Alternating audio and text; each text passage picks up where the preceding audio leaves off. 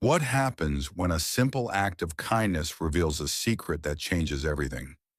When rancher Thomas Mitchell hired a mysterious woman to clean his barn, he thought he was just getting help with the chores. But when he followed her home one evening, what he discovered in that hidden shelter would shake him to his core and challenge everything he thought he knew about family, survival, and love. Stay with us because this story will show you how sometimes the most broken people can build the strongest foundations. And sometimes the family you need finds you when you least expect it. This is Wild West Stories, where every tale carries the dust of truth and the weight of the human heart.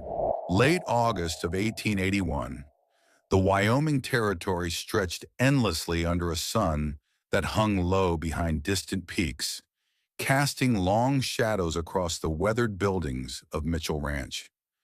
The air shimmered with heat that seemed to rise from the very bones of the earth, and the grass crunched underfoot like brittle paper, yellowed from weeks without substantial rain. Thomas Mitchell, 38 years old and worn by too many solitary winters, leaned against a splintered fence post and watched her work. Sweat beaded on his forehead beneath the brim of his hat, but he barely noticed the discomfort. His attention was completely captured by the woman who moved through his barn like a ghost given purpose. She had appeared one morning like morning mist, sudden, unexpected, and without explanation. No wagon had brought her, no horse stood tethered nearby, and no traveling companion waited in the shade. She had simply materialized at his door as the first rooster announced the dawn, offering to clean out the horse stalls in exchange for a meal and a few silver coins. Her clothing hung threadbare on her thin frame, patched in places with scraps of different colored fabric that told the story of careful mending and stubborn pride. Her dark hair was tangled beneath a faded bonnet that had once been blue but now resembled the color of old bruises. She moved through the hay and muck without speaking a single word, never once meeting his gaze or asking about her wages or working conditions. The silence that surrounded her was different from the comfortable quiet Thomas had grown accustomed to in his years alone. This was a silence born of necessity, heavy with unspoken stories and carefully guarded secrets. It was the silence of someone who had learned that words could be dangerous, that drawing attention could bring consequences worse than loneliness. By the end of her first day, Thomas found her in the far stall, scrubbing dried blood from a wounded mare's coat with a patience that seemed to come from some deep well of understanding.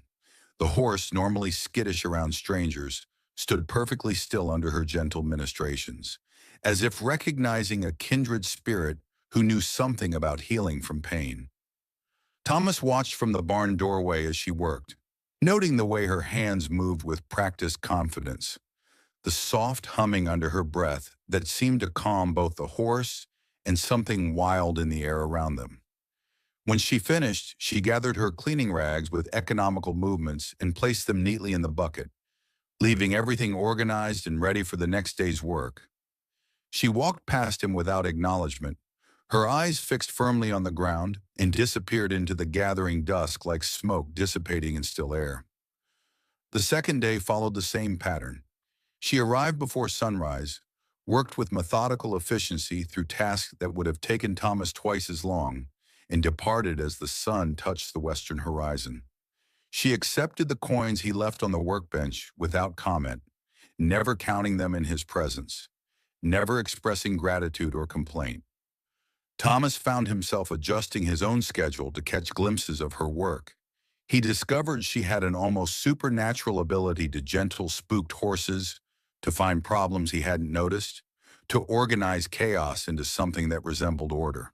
The barn began to take on a quality it had never possessed in all his years of ownership. It felt cared for, tended with an attention that went beyond mere duty. But it was the little things that began to intrigue him most. The way she saved apple cores and carrot tops in a separate bucket, as if feeding something besides his livestock. The careful way she collected scattered grain, not wasting a single kernel. The torn piece of her own dress, him she used to bandage a chicken's injured foot, sacrificing her own meager possessions for a creature that most people would have considered disposable.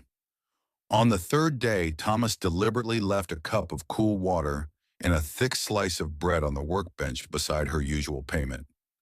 When he returned an hour later, the coins were gone, but the food remained untouched, accompanied by a note written in careful script on a piece of brown paper.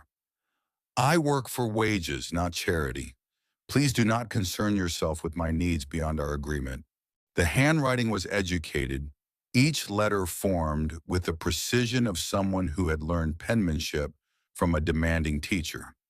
It spoke of a background that didn't match her current circumstances, hinting at a fall from grace or a flight from something that had required abandoning a former life. Tomas folded the note carefully and placed it in his shirt pocket, where it seemed to burn against his chest throughout the long afternoon. That evening, he sat on his porch as darkness settled over the land, listening to the distant howl of coyotes and wondering about the woman who worked in his barn by day and vanished into mystery each night. She arrived each morning before the first light touched the eastern peaks, appearing out of the pre-dawn darkness like an answer to a prayer he hadn't known he was praying. Her routine never varied. She would hang her faded shawl on the nail by the barn door, roll up her sleeves to reveal arms thin but wiry with muscle, and begin her work with a kind of focused intensity that suggested she was racing against some invisible clock. Tomas started timing his own morning chores to coincide with her arrival, telling himself it was merely practical. He needed to move certain horses, to retrieve tools, to check on equipment that might interfere with her cleaning. But the truth was simpler and more complex. He was fascinated by her complete self-sufficiency, her ability to find purpose, and even a kind of grace in work that most people would consider drudgery. She talked to the animals as she worked, her voice so low he couldn't make out the words but could hear the gentle cadence of comfort and instruction. The horses responded to her like iron filings to a magnet, turning their heads to follow her movements, nickering softly when she approached their stalls. Even his most temperamental stallion, a beast that had taken chunks out of two previous hired hands, seemed to calm in her presence. Thomas began to notice other things as well, the way she favored her left ankle, stepping carefully as if it had been injured and not properly healed. The thin scar that ran along her collarbone, visible when she leaned forward to reach beneath the feed troughs. The fact that her hands, though work-worn, bore the faint traces of what had once been carefully maintained nails, suggesting a time when physical labor had not been her primary occupation. By the end of the fourth day, Thomas had concluded that whatever had brought this woman to his barn, it had not been a gradual decline into circumstances, but a sudden dramatic change that had required her to rebuild her life from nothing. The evidence was everywhere in the careful way she conserved every resource, the prideful manner in which she refused anything that smacked of charity, the haunted quality in her eyes that spoke of losses that went beyond material possessions. On the fifth morning, she arrived later than usual, and Thomas noticed she was limping more pronounced than before. When she thought herself unobserved, she paused to rest against the barn wall, one hand pressed to her lower back, her face drawn with the kind of exhaustion that came from inadequate shelter and insufficient food. It was then that Thomas made a decision that would change both their lives forever. He would discover where she went each evening, not out of idle curiosity, but out of a growing conviction that no human being should face whatever struggles she was enduring entirely alone. As the sun began its descent toward the western peaks, painting the sky in shades of golden rose, Thomas positioned himself behind the tool shed where he could observe her departure without being seen. She gathered her few belongings, a worn shawl, a small bundle that might have contained personal items, and the coins he had left for her work, and set off toward the tree line with the purposeful gait of someone following a familiar path. Thomas waited until she had disappeared among the pines before following, keeping to the shadows and maintaining enough distance to avoid detection. The trail she followed was barely visible, a deer path that wound through stands of lodgepole pine and aspen, marked only by the occasional broken branch or displaced stone. As he walked, Thomas found himself paying attention to details he might normally have overlooked. The way the path seemed deliberately obscure, taking longer routes around clearings where a traveler might be visible from a distance. The careful placement of what looked like natural markers, a stack of stones here, a twisted branch there, that suggested someone had worked to make this route navigable in darkness. The forest grew thicker as they climbed, and the sound of running water began to filter through the trees. Thomas recognized the area now. They were approaching Wolf Creek, a seasonal waterway that ran strong in spring but dwindled to a trickle by late summer. There were old mining claims scattered throughout this region, worked out decades ago and abandoned to the elements. The woman's silhouette ahead of him paused at the top of a ridge, and Thomas quickly took cover behind a massive boulder, his heart pounding with the fear of discovery. She seemed to be listening, her head tilted like a deer testing the wind for signs of danger. After what felt like an eternity, she continued forward, and Thomas resumed his careful pursuit. The trees began to thin, and Thomas found himself looking down into a small valley that was partially hidden by an outcropping of rock. Smoke rose from what appeared to be a natural depression in the landscape, and the warm glow of firelight flickered against the gathering darkness. As Thomas crept closer, moving from tree to tree with the caution of a man who had learned hunting skills in his youth, he began to make out more details of what lay before him. It wasn't a single structure, but rather a collection of improvised shelters created from salvaged materials. Canvas stretched between trees, wooden planks leaning against natural rock formations, a chimney pipe that emerged from what looked like a cave entrance, partially sealed with mud and stones. But it was the sounds that made him freeze in place, scarcely daring to breathe. Children's voices. Multiple children, their words indistinct, but their tones unmistakably young. Laughter, bright and innocent, that seemed impossible in such a remote and primitive setting. The sound of someone singing, a lullaby perhaps, or a simple folk song, in a voice he recognized as belonging to the woman he had been following. Thomas crept forward until he could peer around the edge of a fallen log, and what he saw made his heart stop beating for several long seconds. 4 children played in the firelight before the largest of the makeshift shelters, 2 boys and 2 girls ranging in age from what looked like barely 3 years old to perhaps 10 or 11. They were thin, too thin, but their faces were animated with the kind of energy that spoke of love and security despite obvious hardship. The oldest, a boy with sandy hair and serious eyes, was helping a younger girl with what appeared to be a wooden puzzle made from carved scraps. The smallest child, a little girl with dark curls, was chasing fireflies with the kind of focused determination that only very young children could bring to such pursuits. And in the middle of it all, kneeling by the fire and stirring something in a large pot, was the woman from his barn. But this was not the silent, careful worker he had come to know. This woman smiled as she worked, calling out gentle instructions and encouragement to the children. She laughed when the little girl brought her a captured firefly, cupping it carefully in her small hands. She smoothed the hair of the boy working on the puzzle, whispering something that made him grin with pride. Thomas watched, transfixed, as the woman ladled what looked like a thin stew into wooden bowls, handing them to each child with the kind of careful attention that ensured everyone received an equal portion. She served herself last, and he noticed that her portion was noticeably smaller than what she had given the children. As they ate, the children chattered about their day, games they had played, animals they had seen, small adventures that took on epic proportions in their telling. The woman listened to each story with the complete attention that children craved, asking questions and making comments that showed she valued their experiences despite their obvious poverty. When the meal was finished, she began the evening routine that was clearly as established as sunrise. The children helped clear away the dishes, working together with the kind of cooperation that came from necessity and mutual dependence. The oldest boy banked the fire while one of the girls gathered the scattered toys and put them away in what looked like a wooden crate. Thomas realized he was witnessing something extraordinary, a family functioning with love and purpose despite circumstances that would have broken many adults.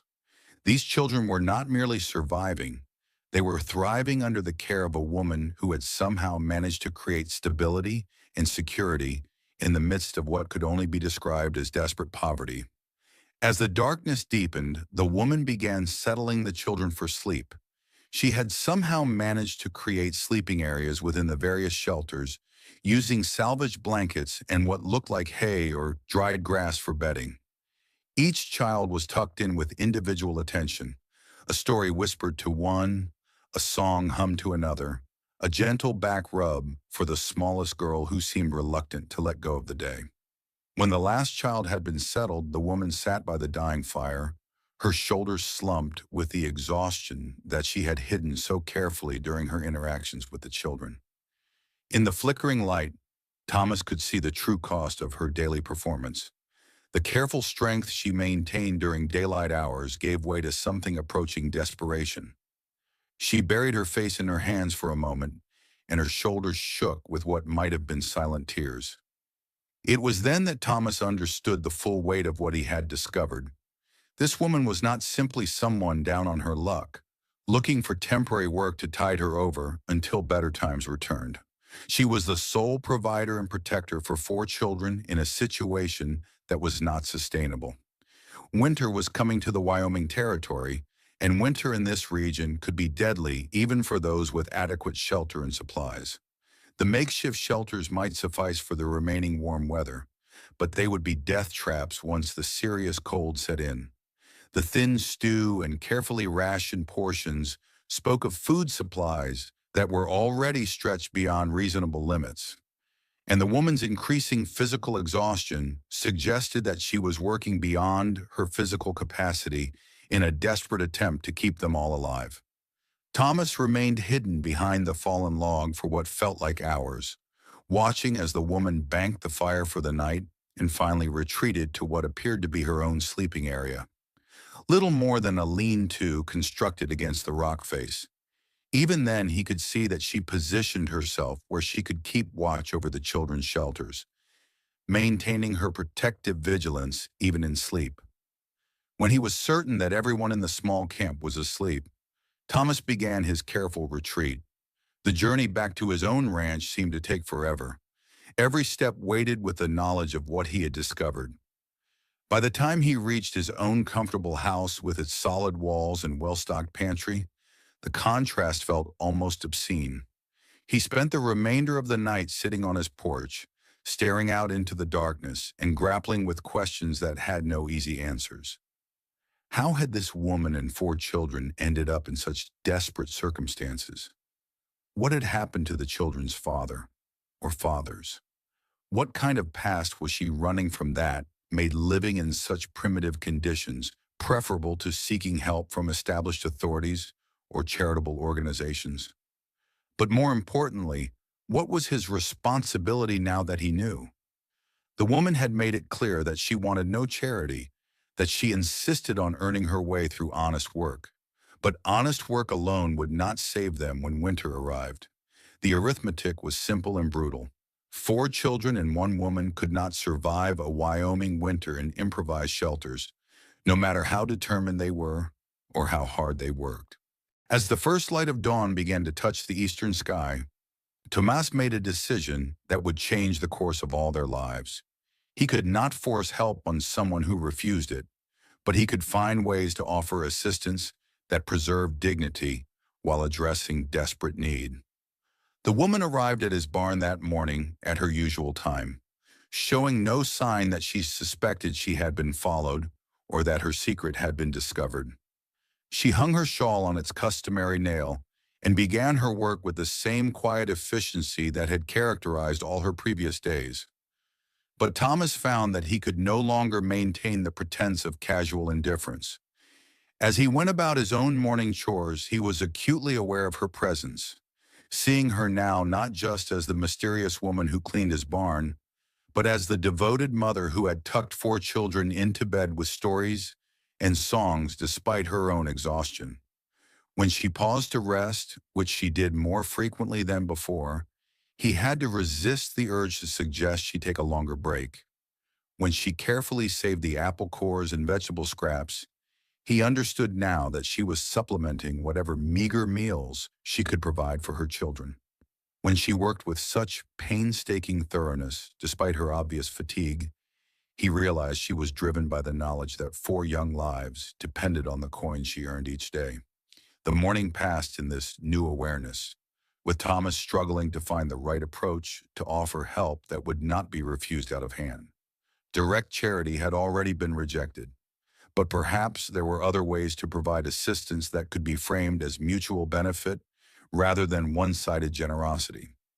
As the woman prepared to leave that evening, Thomas made his first careful move in what he hoped would be a delicate campaign to improve their circumstances without destroying her pride.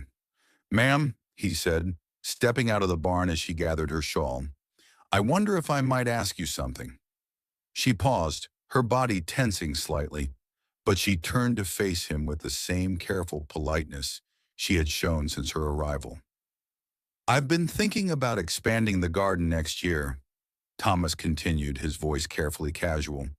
"Growing more vegetables, maybe adding some fruit trees. But I don't know much about that kind of farming. I don't suppose you'd have any knowledge about gardening?" For the first time since he had known her, something flickered in her eyes that might have been interest rather than mere wariness. I I have some experience with vegetables," she said carefully, "and herbs for cooking and medicine." Thomas nodded as if this information was exactly what he had hoped to hear. "Would you be willing to advise me on what might grow well in this soil? I could pay for your consultation, of course. Maybe you could look over the area I'm considering and give me your thoughts." She studied his face for a long moment, clearly trying to determine if this was legitimate business or disguised charity. Finally, she gave a slight nod. "I could look at your land," she agreed, "but I would need to know more about what you hope to accomplish." "Fair enough," Thomas said.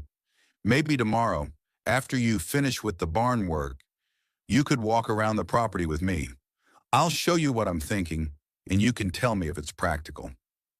As she walked away into the gathering darkness, Thomas felt a small surge of hope.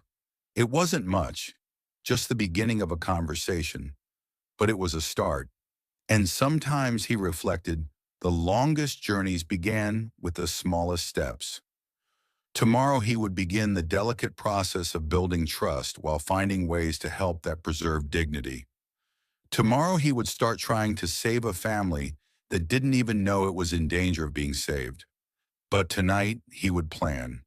And for the first time in years, Thomas Mitchell would go to sleep knowing that his tomorrow held purpose beyond the simple maintenance of his solitary life.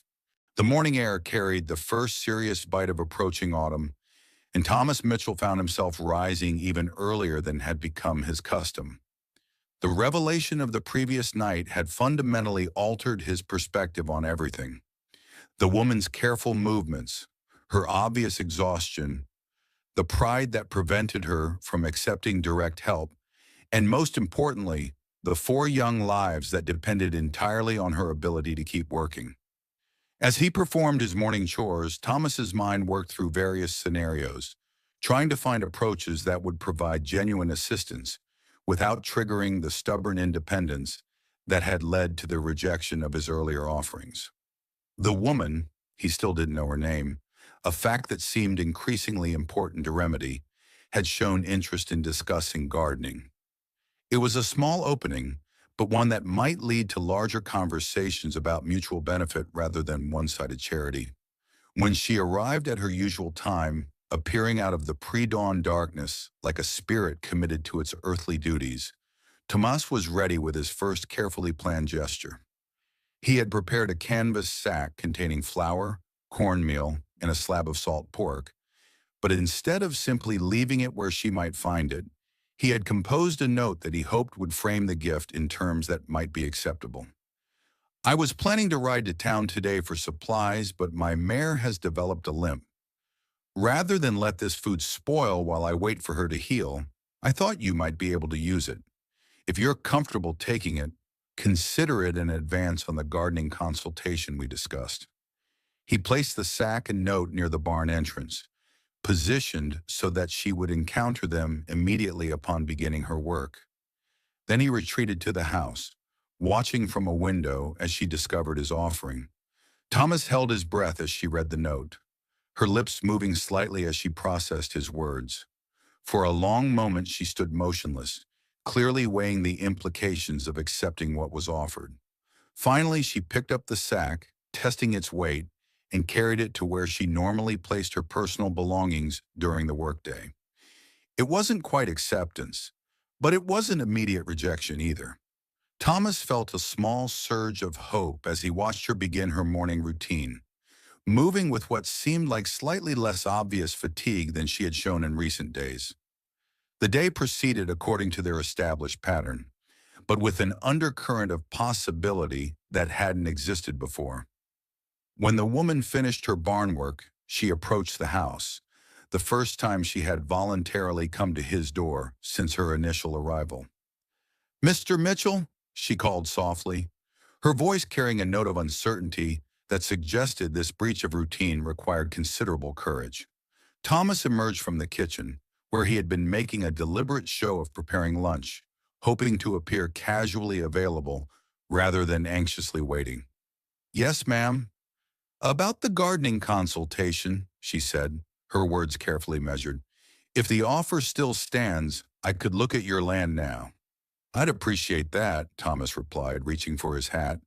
"I have to admit, I'm not sure I know what I'm doing when it comes to growing anything more ambitious than hay and oats."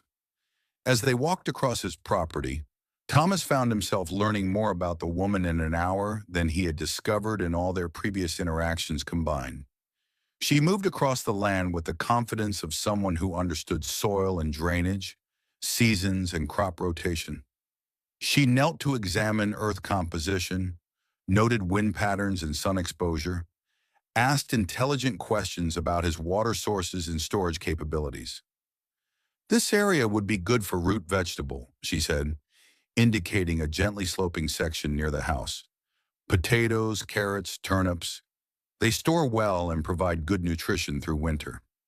She paused, then added with what seemed like careful casualness, "Children especially need the vitamins that come from fresh vegetables."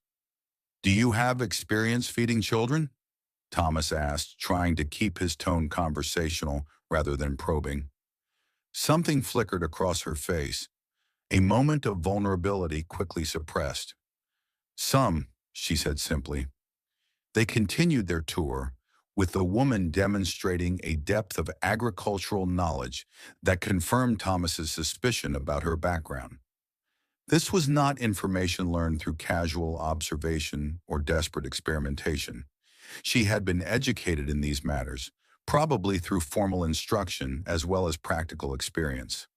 "Where did you learn so much about farming?"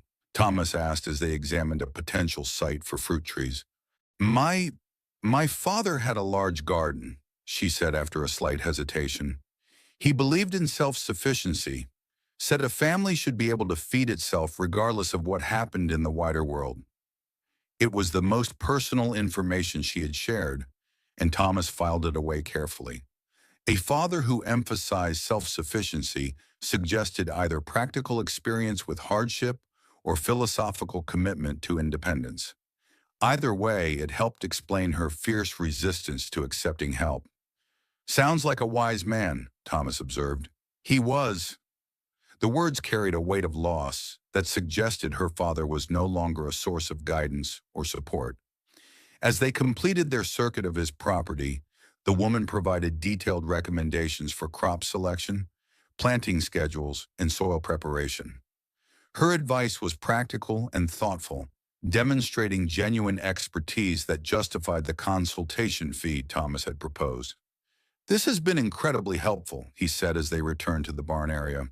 "You've probably saved me from making some expensive mistakes." "I hope so," she replied, and for the first time since he had known her, she seemed genuinely pleased with her work, rather than simply determined to complete it adequately. Thomas reached into his pocket and withdrew a small leather pouch containing more coins than would typically represent payment for a consultation, but not so many as to obviously constitute charity. "For your advice," he said, offering the pouch, "and I hope you'll consider that advance on the food supplies well earned." She accepted the payment with a dignity that suggested she felt she had genuinely earned it through the value of her knowledge. As she prepared to leave, Thomas made his next careful move. "I don't suppose you'd be willing to oversee the actual planting when the time comes?" "I'd pay for your supervision, of course. It seems foolish to get good advice and then ignore it through inexperience." The woman considered this proposal, clearly weighing various factors Thomas could only guess at. "When would this planting happen?" she asked. "Some things could go in yet this fall," Thomas said. "Root vegetables, like you mentioned. Others would wait for spring. But if you're willing to help, I'd want to start preparing the ground soon." I, I could help with that," she agreed, "as long as it doesn't interfere with the barn work." "We'd work around that schedule," Thomas assured her. "The barn work comes first." That evening, after she had departed for her hidden camp, Thomas sat on his porch and reflected on the day's progress. It had been minimal in concrete terms. A small amount of food accepted, a consultation provided, an ongoing arrangement tentatively established. But the principle had been proved. Assistance could be offered and accepted if it was framed as mutual benefit rather than charity. The next morning brought the first truly cold weather of the season, with frost covering the grass and water forming ice at the edges of the horse troughs. Thomas noticed that the woman arrived later than usual, and when she removed her shawl, he could see that she was shivering despite the long walk that should have warmed her. Her work clothes, already worn thin, were clearly inadequate for the changing weather. And if she was suffering from the cold during the mild autumn mornings, Thomas could only imagine what conditions must be like in her improvised shelters during the night hours. But direct offers of warmer clothing would certainly be refused. Thomas needed a different approach.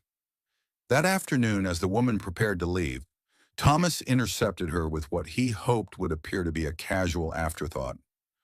"I've been cleaning out some storage areas," he said, "getting ready for winter. Found a lot of clothing that I'd forgotten about. Coats, sweaters, boots in various sizes. Some of it's pretty good quality, but I'll never use it all." He paused as if struck by a sudden idea. "I was planning to take it to town and see if the general store would want it, but that's a long trip for something that might not be worth much. You wouldn't happen to know if any of the local families might have use for winter clothing, maybe in trade for something, or as payment for small jobs?" The woman's eyes flickered with interest, but also with the wariness that accompanied any offer that might constitute charity. "There might be families who could use such things," she said carefully. "Would you be willing to act as a go-between?" Thomas asked. "Sort through what I've found. Take anything that might be useful to people you know? I'd pay you for your time, of course, and it would save me the trouble of making the trip to town." It was a transparent fiction, but one that preserved dignity while addressing obvious need. The woman studied his face for a long moment, clearly recognizing the artifice, but also understanding the genuine desire to help that motivated it. "I could look at what you found," she agreed finally, "and I do know families who struggle to prepare for winter." Thomas led her to a storage room where he had hastily assembled a collection of clothing that included several items that would fit a woman of her size, as well as smaller garments that might suit children of various ages. He had been careful to include enough genuinely unusable items to make the gesture seem authentic, while ensuring that the genuinely useful pieces were available. The woman examined the clothing with the practiced eye of someone accustomed to making the most of limited resources. She set aside items that were clearly too worn to be useful, identified pieces that might be repaired or altered, and carefully selected garments that were in good condition. These could definitely be useful, she said, indicating a pile that included a warm coat in her size and several smaller jackets and sweaters. The families I know would be grateful for such things. Excellent, Thomas said. Take whatever seems useful. And here, he handed her another small payment. For your time and trouble. As she bundled the selected clothing for transport, Thomas noticed that she handled the garments with particular care, as if they represented more than simple practical necessity. When she picked up the coat that would fit her, she held it for a moment longer than required, her fingers testing the quality of the wool and the warmth it would provide. Thank you, she said quietly, and Thomas understood that she was thanking him not just for the payment, but for finding a way to offer help that didn't strip away her dignity. The next morning she arrived wearing one of the sweaters from the collection, and Thomas felt a deep satisfaction in seeing her look slightly less fragile in the cold morning air. But it was 3 days later that Thomas received the most meaningful acknowledgement of their developing relationship. As he worked in the barn, he heard a soft voice behind him. Mr. Mitchell? He turned to find the woman standing near the entrance, holding a small bundle wrapped in clean cloth. I wanted to thank you, she said, for the gardening work and for the clothing opportunity. The families I know were very grateful. She extended the bundle toward him. I made these, she said simply. I thought you might have use for them. Thomas unwrapped the cloth to reveal half a dozen hand towels, carefully sewn and embroidered with simple but elegant designs. The stitching was precise and even, the work of someone who had learned fine needlework and retained the skill despite her current circumstances. These are beautiful, Thomas said, running his fingers over the careful embroidery. You didn't need to. I wanted to, she interrupted gently. You've been kind and generous with work opportunities. This seemed appropriate. Thomas understood that she was offering him something she had created from her own skill and effort, rather than simply accepting his charity. It was a gesture of reciprocity that made their relationship more balanced, more equal. Thank you, he said. I'll use them, and I'll think of your kindness every time I do. She smiled then, the first genuine smile he had seen from her. And Thomas realized that they had crossed some invisible threshold from wary cooperation to something that might eventually become trust. As she returned to her work, Thomas carefully rewrapped the towels and carried them to the house. That evening, he used one to dry his hands after washing and found himself thinking not about the woman's obvious need, but about her skill, her pride, and the quiet strength that had enabled her to maintain her humanity despite circumstances that would have broken many people. It was the beginning of something that neither of them had expected to find, a friendship built on mutual respect rather than charity, on recognition of each other's worth rather than pity for circumstances beyond their control. And as the autumn days grew shorter and colder, Thomas began to understand that he was not just helping a desperate woman and her children. He was discovering a part of himself that had been dormant for too many years, the part that understood family, community, and the profound satisfaction that came from caring about something beyond his own solitary existence. October arrived with a vengeance, bringing winds that howled down from the mountain peaks and temperatures that dropped well below freezing during the night hours. Thomas Mitchell stood at his kitchen window, watching ice crystals form on the glass, while his coffee steamed in the morning air, and worried about 4 children he wasn't supposed to know existed. The woman, Catherine, he had finally learned when she signed her embroidered initials on a set of dish towels, continued to arrive each morning for work. But the toll of the changing weather was becoming increasingly obvious. Her careful composure couldn't quite hide the exhaustion that seemed to settle deeper into her bones with each passing day. She moved more slowly, paused more frequently to rest, and had developed a persistent cough that she tried unsuccessfully to suppress. Thomas had managed to provide assistance through various pretenses, additional consulting work, clothing distribution, odd jobs that required her particular expertise. But he knew that these small measures were barely making a dent in the fundamental problem. Winter was coming to the Wyoming Territory with the inexorable force of an avalanche, and winter in this region could kill even those who were well prepared for its arrival. 4 children and 1 woman living in improvised shelters would not survive the first serious blizzard, no matter how determined they were or how carefully they rationed their resources. The night that changed everything began with what seemed like a routine evening. Catherine completed her barn work, accepted her payment along with some additional compensation for advice on livestock care, and set off toward the tree line as she had every evening for weeks.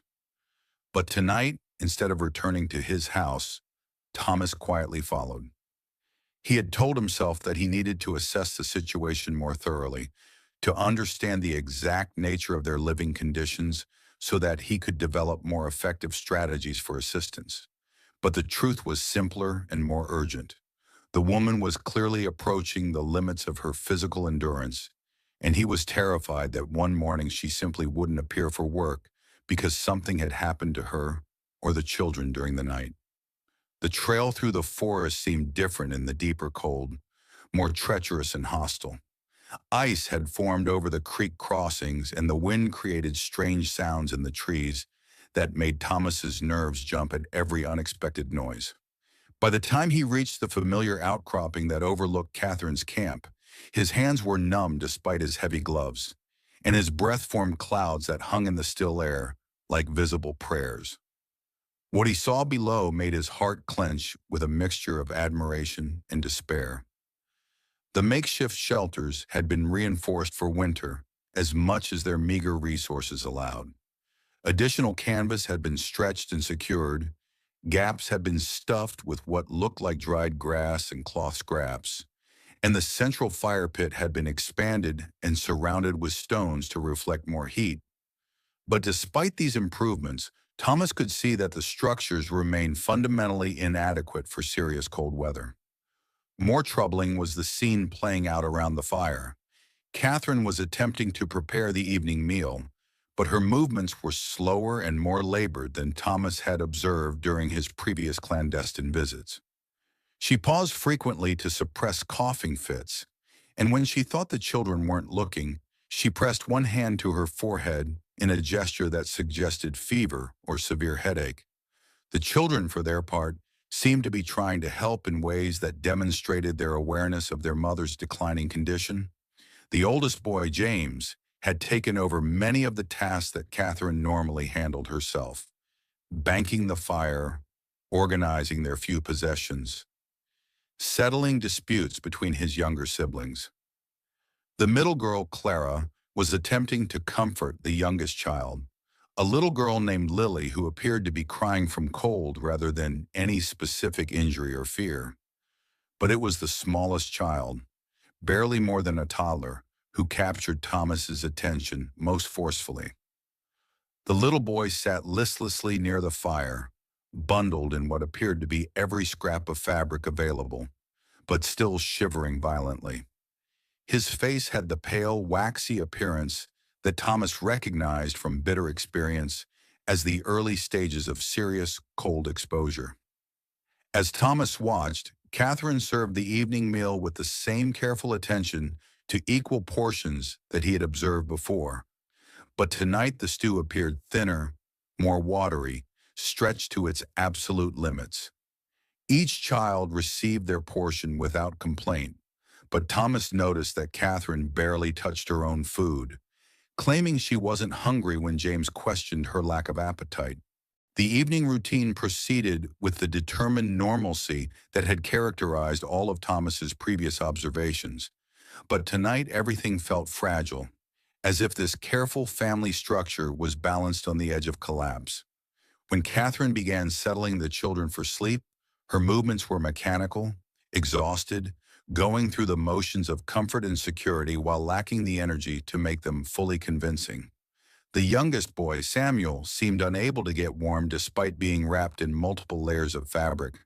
His mother spent extra time with him, rubbing his hands and feet, singing softly in an attempt to soothe his restless discomfort. But when she finally tucked him into his sleeping area, Thomas could see that the child continued to shiver, even under every available covering. As the camp settled into its nighttime quiet, Catherine remained by the dying fire, staring into the coals with an expression of such complete despair that Thomas felt physically ill. He watched as she buried her face in her hands, her shoulders shaking with what might have been tears or simply the uncontrollable shivering that came with fever and exhaustion.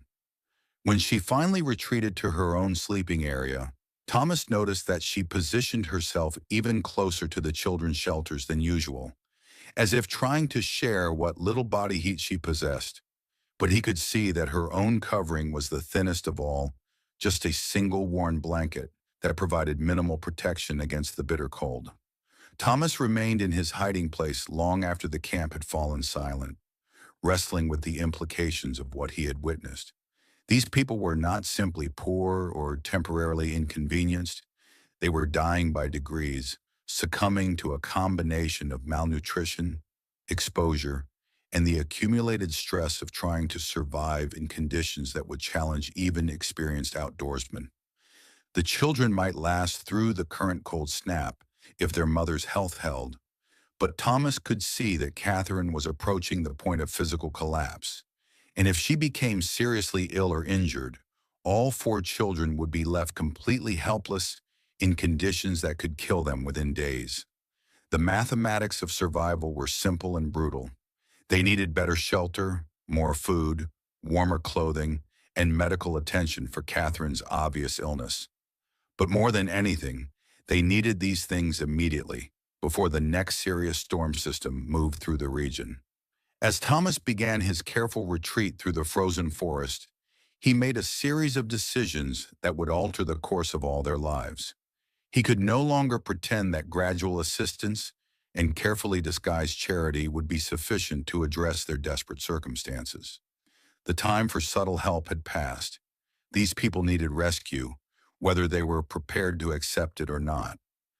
But he also understood that Catherine's pride and fierce independence remained significant obstacles to providing effective aid. She had rejected direct charity consistently and would likely continue to do so, even as she and her children faced death from exposure. Thomas needed to find a way to provide life-saving assistance that preserved dignity while addressing urgent practical needs. The solution, when it came to him during the long, cold walk back to his ranch, was both simple and dramatic. He would have to create a crisis that made acceptance of help appear to be mutual assistance rather than one-sided charity. And if that crisis had to be somewhat manufactured, well, sometimes the end justified creative means. By the time Thomas reached his own warm house, he had developed the outline of a plan that would either save Catherine and her children or destroy the careful trust they had built over the preceding weeks. There was no middle ground, no safety net if his approach failed. But as he sat by his own roaring fire, thinking about Samuel's violent shivering and Catherine's exhausted despair, Thomas realized that doing nothing was no longer an option. Sometimes, when lives hung in the balance, a man had to choose between respecting pride and preventing tragedy. Tomorrow he would begin putting his plan into action. Tomorrow he would find a way to bring that family to safety, regardless of the personal cost or the risk to his reputation in the community. Because some things mattered more than social conventions or personal comfort. Some things mattered more than the careful dance of offering help without offense. Sometimes love required a man to risk everything he had built in order to save what mattered most. The next morning dawned with a gray sky that promised more severe weather within hours. Thomas rose before sunrise and began implementing the first phase of his plan, preparing his house and property for the arrival of unexpected guests while developing a plausible story that would explain their presence to anyone who might ask uncomfortable questions. He cleaned and prepared the spare bedrooms that had stood empty for years. stocking them with extra blankets, warm clothing, and the basic necessities that children would require. He filled his pantry with additional supplies, not just enough food for one man, but provisions that could sustain a family through the remainder of the winter. Most importantly, he prepared explanations for his neighbors and anyone else who might wonder about the sudden appearance of a woman and 4 children at his previously solitary ranch. Catherine would be introduced as a distant relative who had fallen on hard times, the children as orphan cousins who needed temporary guardianship until permanent arrangements could be made. The story was thin and would not withstand serious scrutiny, but Thomas hoped it would be sufficient to deflect casual curiosity and prevent immediate interference from local authorities who might not understand the complex circumstances involved. When Catherine arrived for work that morning, Thomas was struck by how much her condition had deteriorated overnight. Her face was flushed with fever, and she moved with the careful deliberation of someone whose strength had been pushed beyond its natural limits. Her cough had worsened, becoming a harsh, rattling sound that suggested the development of something more serious than a simple cold. Thomas watched her begin her morning routine with growing alarm. She was clearly struggling to complete even basic tasks, pausing frequently to catch her breath and occasionally gripping the stall doors for support when dizziness threatened to overwhelm her. By mid-morning, Thomas knew that his timeline had accelerated beyond his original plan. Catherine was becoming seriously ill, possibly developing pneumonia or some other respiratory infection that could prove fatal if not treated promptly. He could not wait for the gradual implementation of his careful strategy.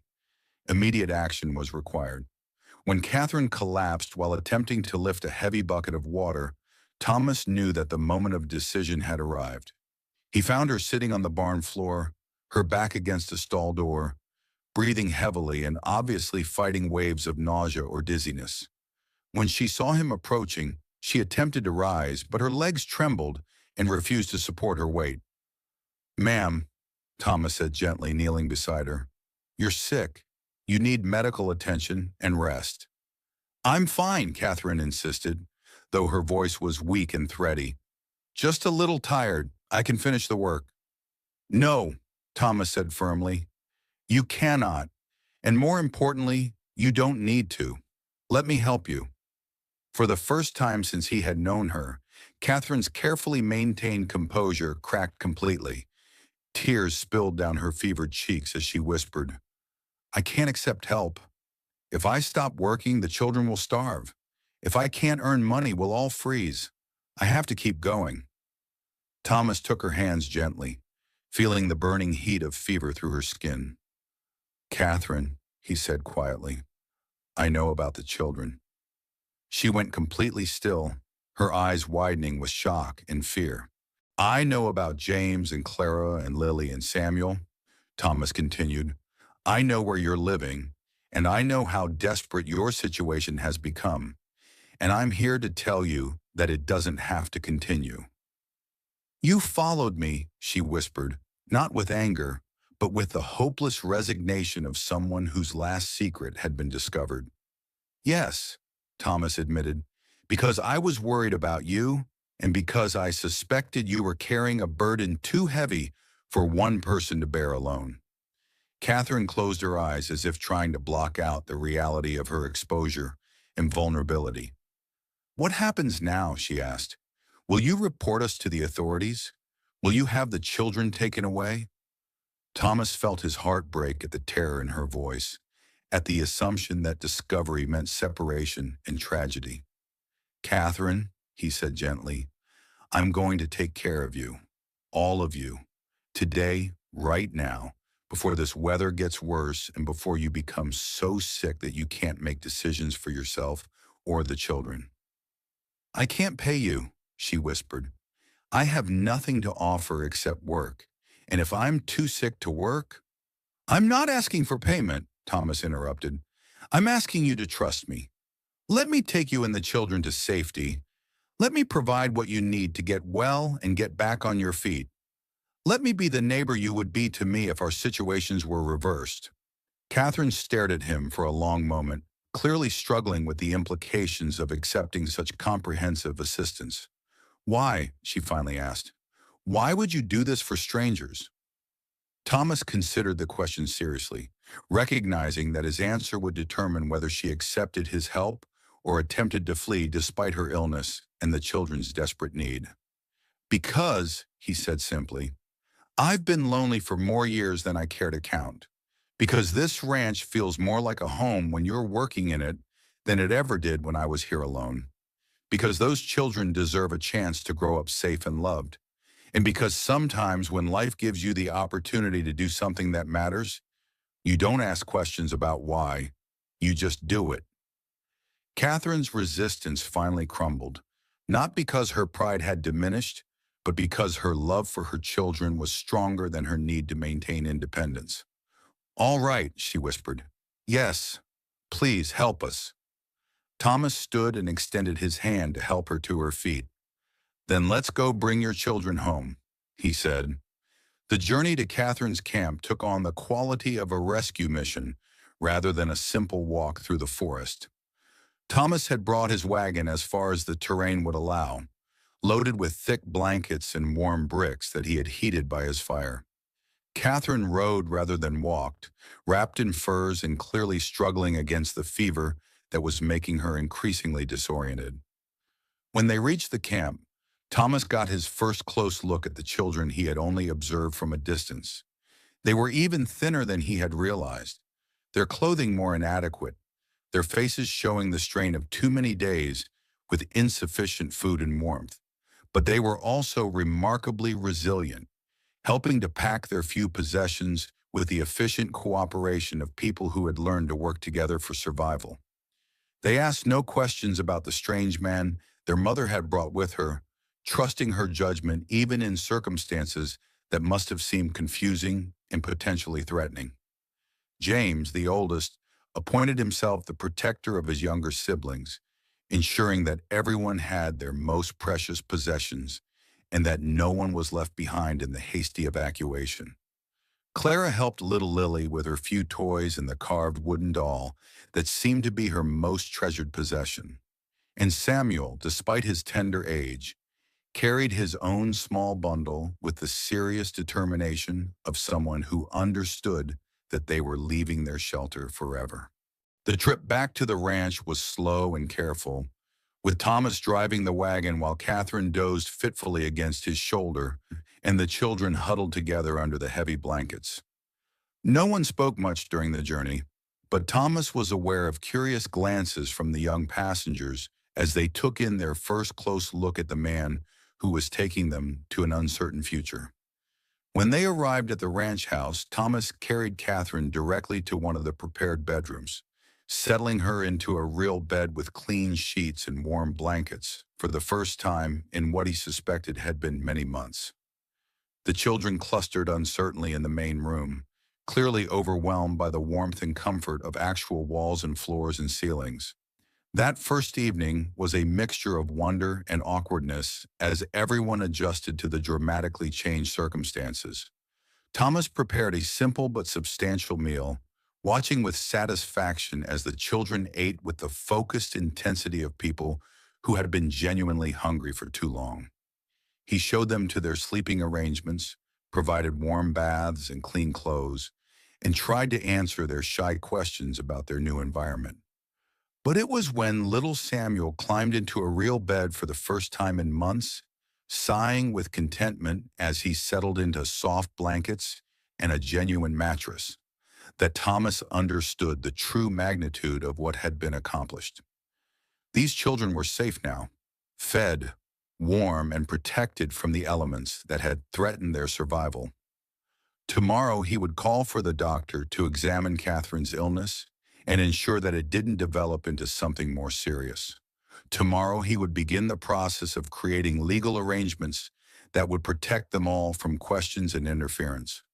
But tonight, for the first time in their young lives, James and Clara and Lily and Samuel would sleep without fear, without cold, without the gnawing anxiety that came from not knowing if their mother would be strong enough to care for them another day. And Catherine, despite her fever and exhaustion, would rest in the knowledge that her children were finally, truly safe. Thomas sat by the fire long after everyone else had fallen asleep, listening to the sound of peaceful breathing from the bedrooms and marveling at how completely his life had changed in the space of a single day. He was no longer a solitary rancher living for nothing beyond the maintenance of his property and livestock. He was now responsible for 5 people who were counting on him for their continued survival and future prosperity. It was terrifying and overwhelming and absolutely right. For the first time in years, Thomas Mitchell felt like he had a real purpose for getting up in the morning. And for the first time in his life, he understood what people meant when they talked about family. Not just the accident of blood relations, but the conscious choice to care for others as if their well-being mattered more than your own comfort. Outside, the wind picked up, rattling the windows and promising the arrival of the severe weather system that would have killed Catherine and her children if they had remained in their improvised shelters. But inside, 5 people slept peacefully in warm beds, protected from the storm by solid walls and the determination of a man who had finally found something worth protecting. Morning arrived with the soft gray light of heavy clouds and the whispered promise of snow in the air. Thomas Mitchell woke to sounds he hadn't heard in his house for 15 years. The gentle murmur of children's voices, the soft footsteps of someone moving carefully through unfamiliar rooms, and underneath it all, the barely audible wheeze of labored breathing that reminded him Catherine was still seriously ill.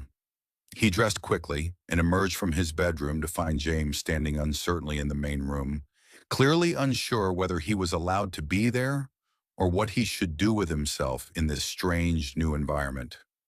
The boy's careful posture spoke of someone who had learned early to make himself as unobtrusive as possible when in unfamiliar territory. "Good morning, James," Thomas said gently, noting how the child's shoulders tensed at being directly addressed. "How did you sleep?" "Very well, sir," James replied with the formal politeness of someone much older than his years. "Thank you for the bed in the warm room." Thomas felt a pang at the boy's obvious discomfort and the underlying gratitude for basic necessities that no child should have to be grateful for. "You don't need to thank me," Thomas said, "and you don't need to call me sir. This is your home now, at least for as long as you need it to be." James blinked in surprise, as if the concept of having a home was so foreign that he couldn't quite process it. Before he could respond, Clara appeared in the doorway, carrying little Samuel and followed by Lily, who clung shyly to her sister's skirt. "Mama's still sleeping," Clara announced with the matter-of-fact tone that suggested she had appointed herself the family's information coordinator. "She feels very hot, and she's breathing funny." Thomas nodded gravely, recognizing that the children were accustomed to monitoring their mother's health and making decisions based on her condition. It was another reminder of how much responsibility they had been forced to carry at ages when they should have been focused on games and learning rather than survival. "I'm going to send for the doctor today," Thomas told them. "He'll help your mother feel better. In the meantime, let's get some breakfast into all of you." The process of preparing and serving breakfast became Thomas's first real lesson in the logistics of caring for 4 children. Clara proved to be surprisingly capable in the kitchen, having learned to help with cooking out of necessity. James appointed himself the guardian of his younger siblings, cutting Samuel's food into manageable pieces and ensuring that Lily ate her porridge rather than playing with it. But it was the children's obvious amazement at the abundance of food available that drove home the true extent of their previous deprivation. They ate with the focused intensity of people who had learned not to waste anything edible. And Thomas noticed that Clara and James both attempted to save portions for later, a habit that spoke of long experience with uncertain meals. "There's plenty more," Thomas assured them when he noticed their careful rationing. "You don't need to save anything. We have enough food for everyone to eat as much as they want." The concept seemed almost incomprehensible to them, But gradually, as Thomas continued to encourage them to eat their fill, the children began to relax into the novel experience of being genuinely satisfied after a meal. After breakfast, Thomas left the children under James's watchful supervision while he rode to town to fetch Dr. Harrison Webb, the traveling physician who served the scattered ranches and settlements in their region. He also took the opportunity to purchase additional supplies, more food, children's clothing, medicine, and other necessities that he suspected would be needed in the coming weeks. When he returned with Dr. Webb, Thomas found the children clustered anxiously outside Catherine's bedroom door. Their mother had awakened briefly, but her fever had worsened, and she had been unable to keep down the water and broth that Clara had tried to give her. Dr. Webb's examination confirmed Thomas's fears. Catherine was suffering from pneumonia, complicated by severe exhaustion and malnutrition. Her condition was serious enough to be potentially life-threatening, especially given her weakened state and the stress her body had endured over the preceding months. She needs complete bed rest, proper nutrition, and careful monitoring, Dr. Webb explained as he prepared medications. The pneumonia could worsen quickly if she doesn't get adequate care. These children are fortunate you found them when you did. Another week in those conditions, and she might not have survived. The doctor's words served as a sobering reminder of how close they had all come to tragedy. Thomas spent the rest of the day establishing routines that would allow him to care for Catherine while ensuring that the children felt secure and occupied.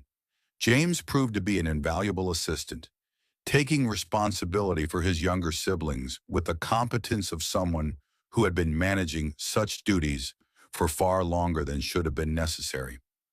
Clara demonstrated remarkable skills in basic household tasks, helping with cooking and cleaning in ways that were both touching and heartbreaking. Even little Lily contributed by entertaining Samuel and helping with simple chores.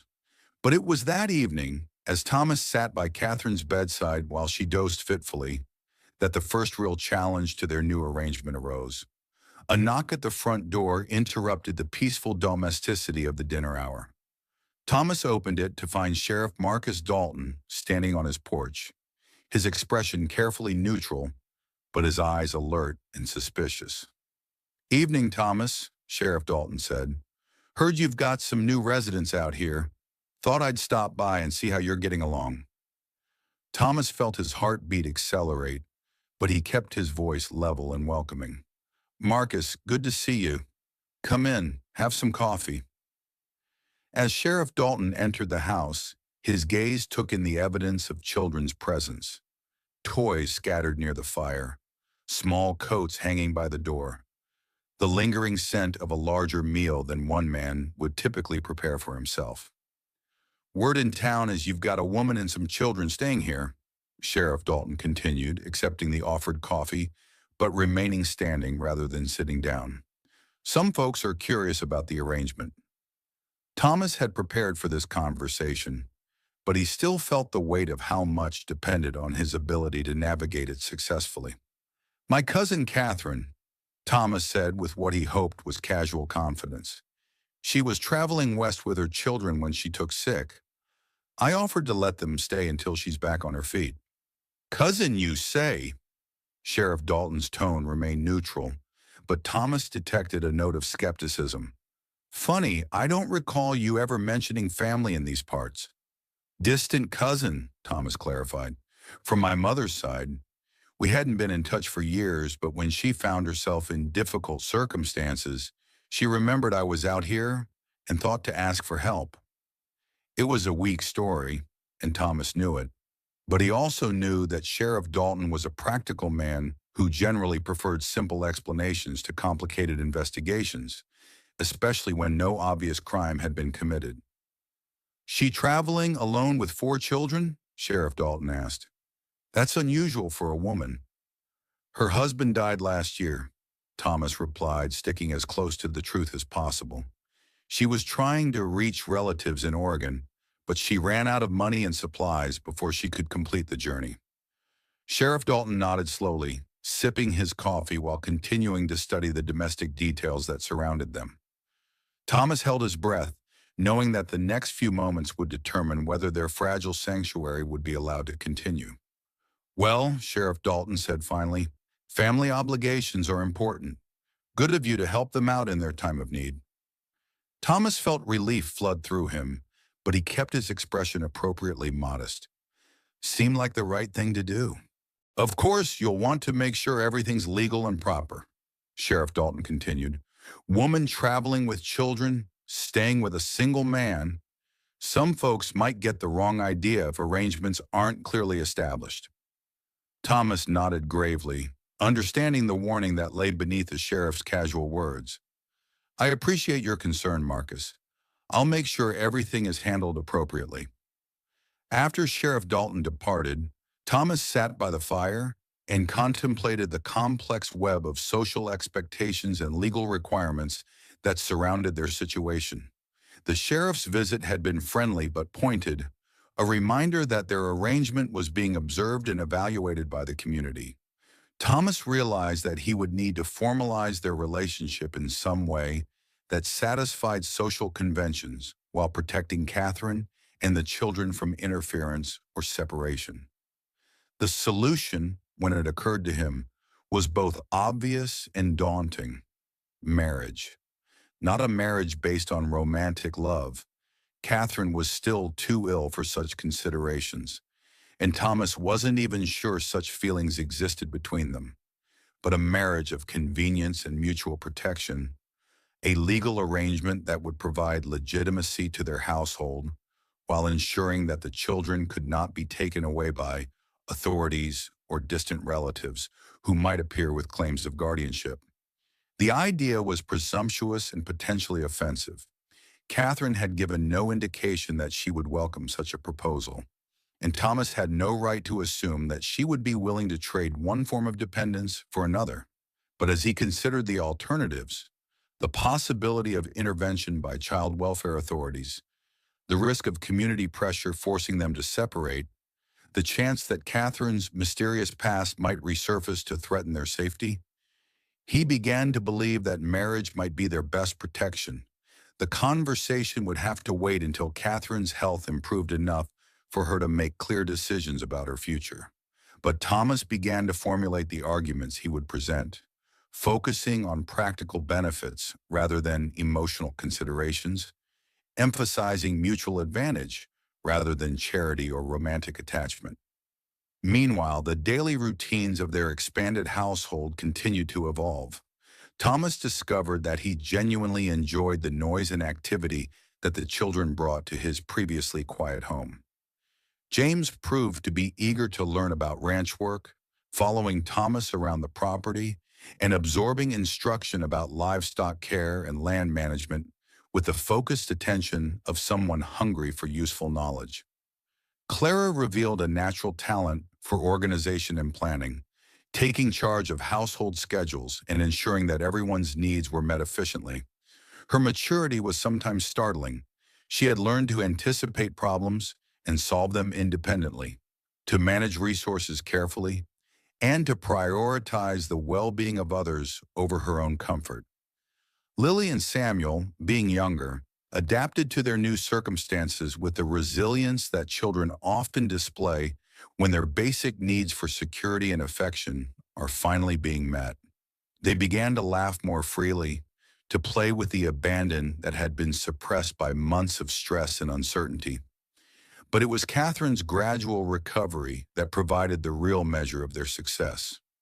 As the pneumonia responded to Dr. Webb's treatment and her strength slowly returned, she began to take notice of the changes that had occurred in her children during her illness.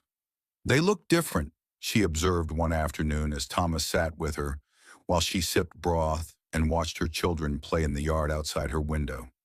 "Healthier, certainly, but also happier. More like children should be." "They're remarkable kids," Thomas replied. "They've been through things that would break most adults, but they've kept their essential goodness intact."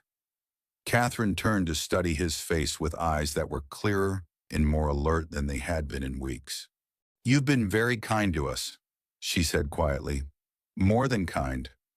I know this arrangement is temporary, but I want you to know how much it has meant to have a place where the children could feel safe.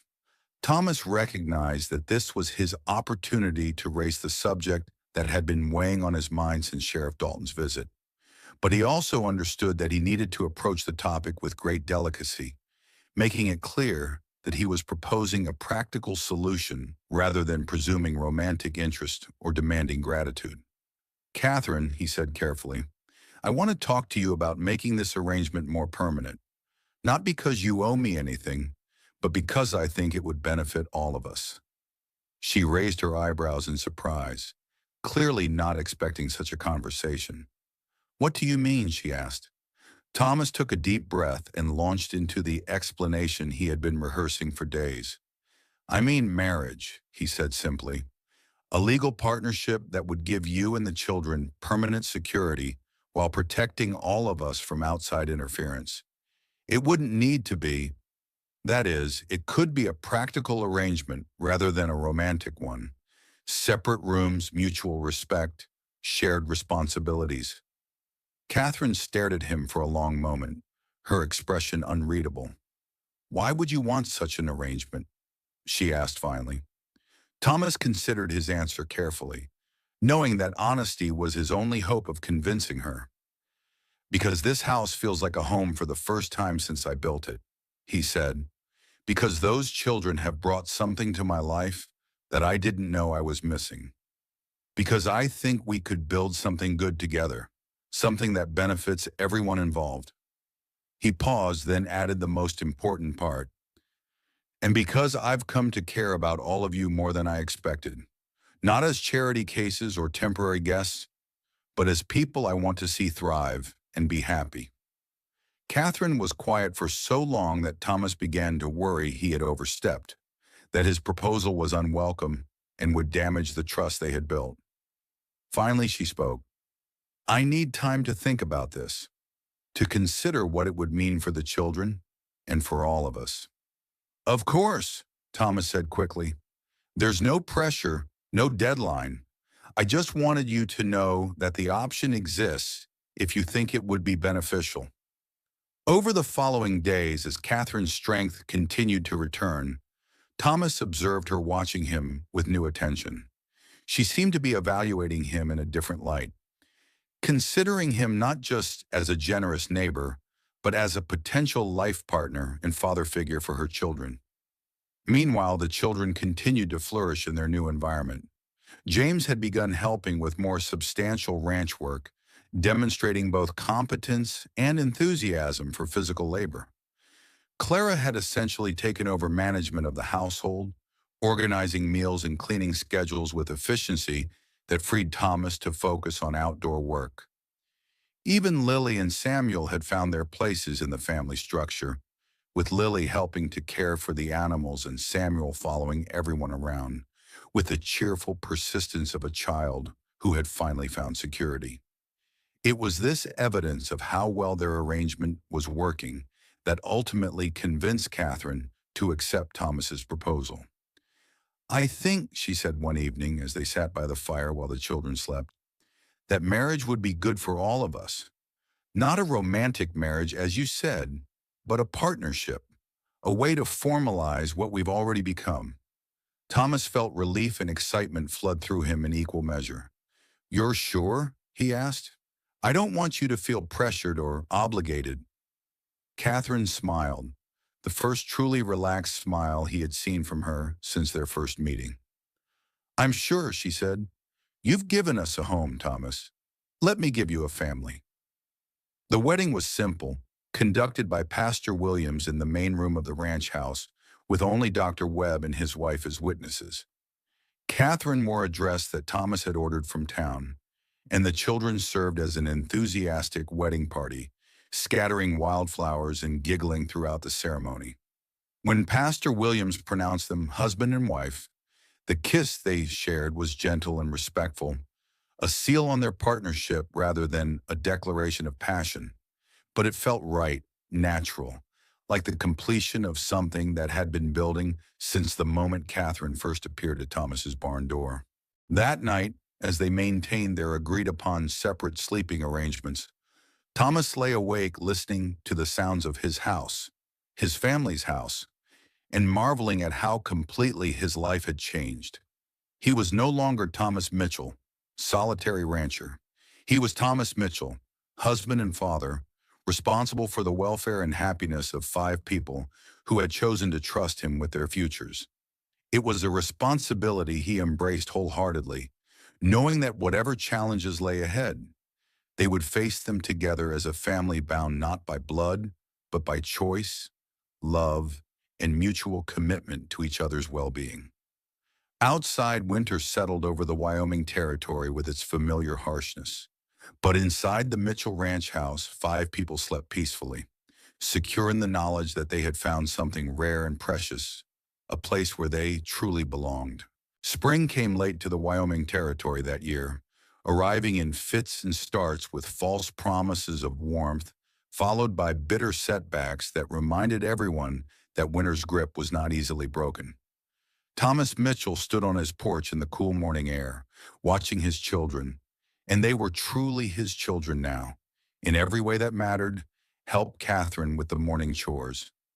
6 months had passed since their wedding, and the transformation in all their lives was remarkable. Catherine had regained her strength and more, blossoming into the confident, capable woman she had been before circumstances had worn her down to survival mode.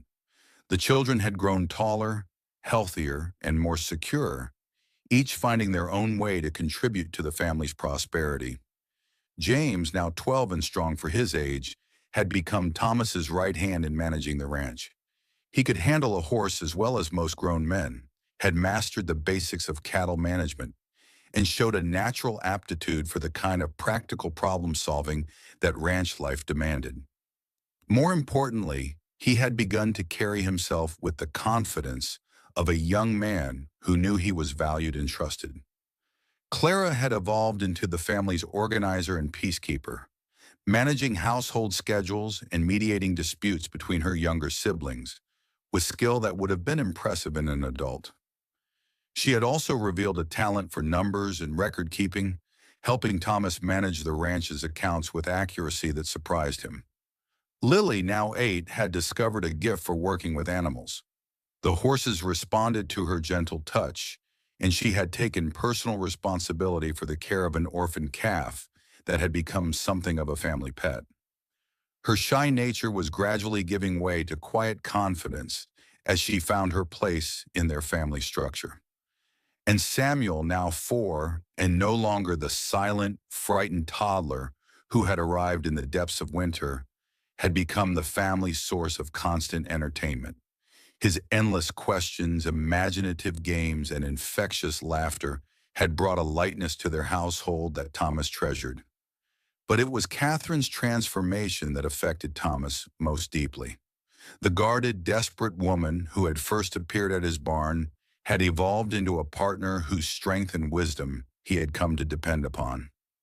Their marriage of convenience had gradually deepened into something approaching genuine affection, built on shared responsibility, mutual respect, and the profound satisfaction of building something good together. They still maintained separate bedrooms, but their daily interactions had taken on the comfortable intimacy of people who genuinely enjoyed each other's company. They consulted each other on important decisions, shared the burdens and pleasures of child-rearing, and had developed the kind of easy communication that made their household run smoothly. Thomas was thinking about these changes, feeling the deep contentment that had become his normal state, when he noticed a dust cloud on the horizon that suggested approaching riders. In this sparsely populated region, unexpected visitors usually meant either good news from neighbors or trouble from strangers. As the riders drew closer, Thomas felt his stomach clench with a familiar dread. He recognized the lead horse before he could make out its rider's face, a flashy bay gelding that belonged to Calvin Rourke, Catherine's first husband, and the man whose cruelty had driven her to flee with her children into the wilderness.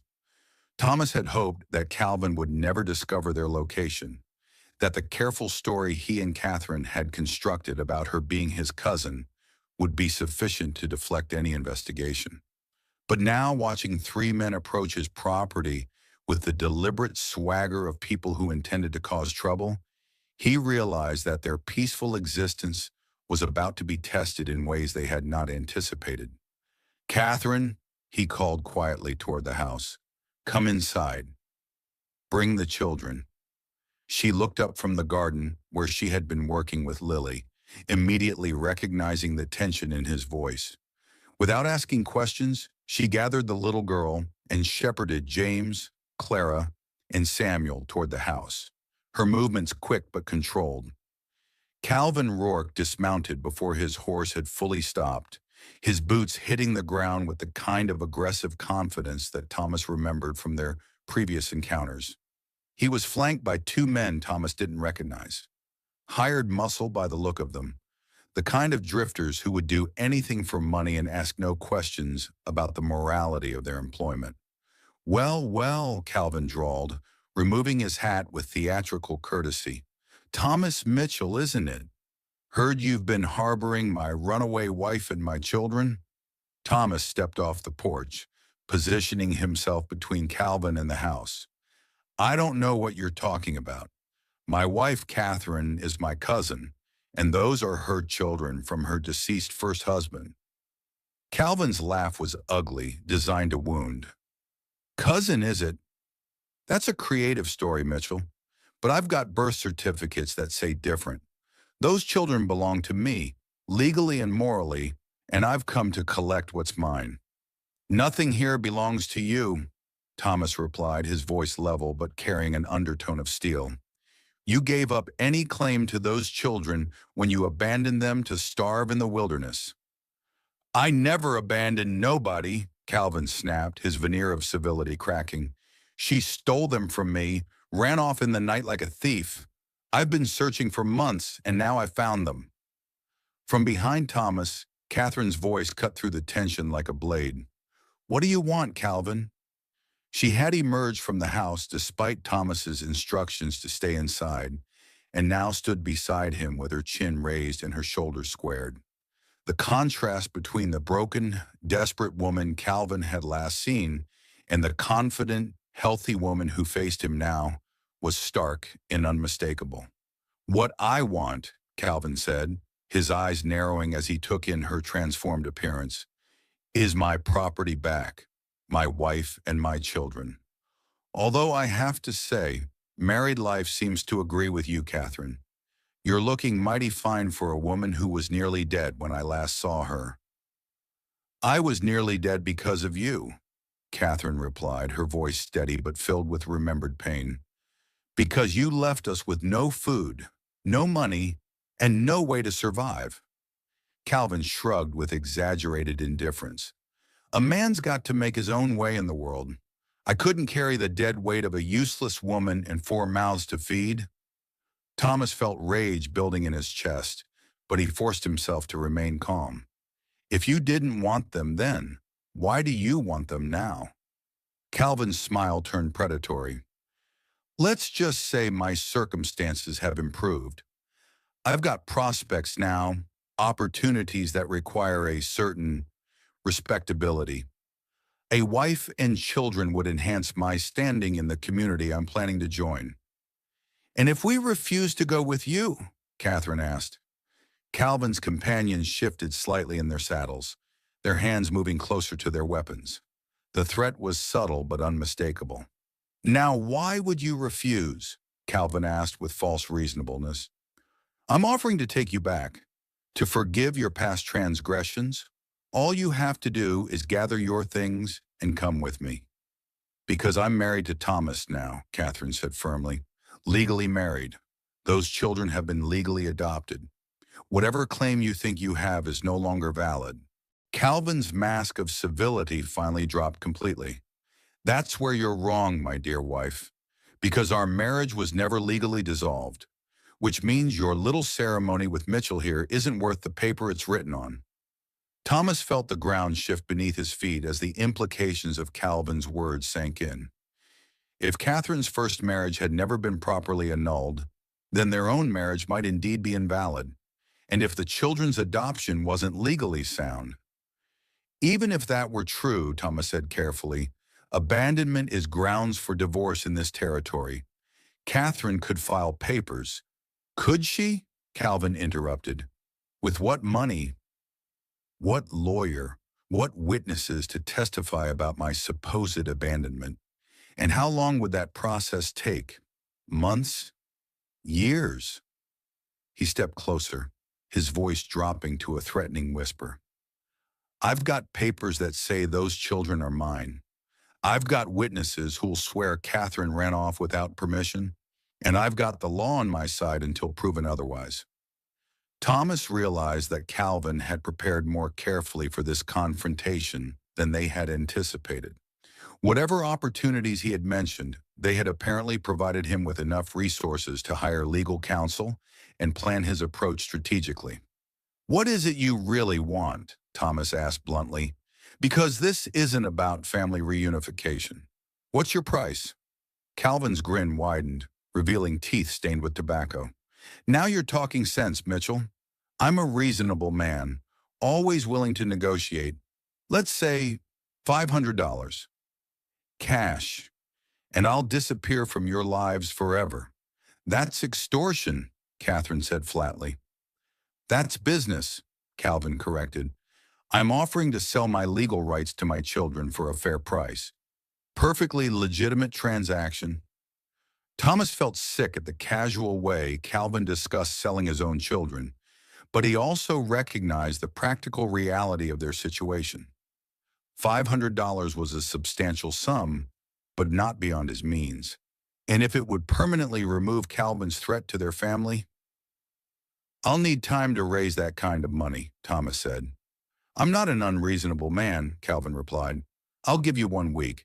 But if you don't have the money by then, I'll be back with the territorial marshal and proper legal papers. And at that point, the price goes up considerably. He remounted his horse, his companions following suit. 1 week, Mitchell. Don't disappoint me. As the 3 men rode away, Thomas felt the weight of their threat settling over his family like a storm cloud. Inside the house, the children had been listening from the windows, their young faces pale with fear and confusion. Are we going to have to leave? Lily asked in a small voice. No, Thomas said firmly, gathering her into his arms. No one is leaving. This is our home, and we're going to stay here. But even as he spoke the words, Thomas was calculating the challenges they faced. $500 was a significant amount, but not impossible to raise if he sold some livestock and emptied his savings. The real question was whether paying Calvin would actually solve their problem or simply encourage him to return with more demands. That evening, after the children were in bed, Thomas and Catherine sat by the fire and discussed their options. The conversation was difficult, filled with painful acknowledgments of vulnerabilities they had hoped never to face. I should have told you about the divorce question, Catherine said quietly. I wasn't sure of the legal requirements, and I hoped Calvin would never find us. We'll figure it out, Thomas assured her. Whatever we have to do to protect this family, we'll do it. What if paying him doesn't work? Catherine asked. What if he just keeps coming back for more money? Thomas had been wondering the same thing. Men like Calvin rarely stopped at one successful extortion attempt. If they paid him now, he might well return in 6 months or a year with new demands. Then we'll face that when it happens, Thomas said. But right now, our priority is keeping the children safe and together. The week that followed was one of the most stressful in any of their lives.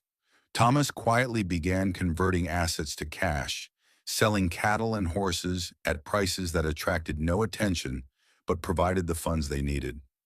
Catherine researched divorce laws and adoption procedures, trying to understand their legal position and identify steps they could take to strengthen their claim to the children. Meanwhile, they attempted to maintain normal routines for the children's sake, but the stress was evident in small ways. James became more protective of his younger siblings, rarely letting them out of his sight. Clara took on additional household responsibilities without being asked, as if trying to prove her value to the family.